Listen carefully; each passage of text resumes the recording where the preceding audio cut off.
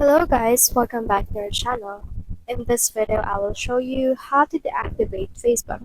If you want to know how it's done, this video is for you. In order to do that, we need to head over here to our three lines. And then from in there, click on this gear icon, which is the settings. From in there, you can see your Meta account settings, so just head over and then click on that. Now from in there, you should be able to see all of the settings on your account setter. So just head over and scroll down until you can see right here your personal details. Head over and click on that. And then from in there, you can see your contact info, birthday, and the likes, as well as this account ownership and control. Head over and click on it. Click on this activation and deletion. Now from in there, just select your Facebook account. And now just select the activate account and click on continue on the button.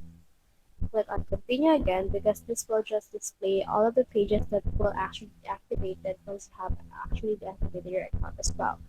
Click on this continue. Now just enter in here your password in order to successfully deactivate your account. So that's the whole process. If you have found this video helpful, simply leave a like, or subscribe because it helps reach more people. See you soon.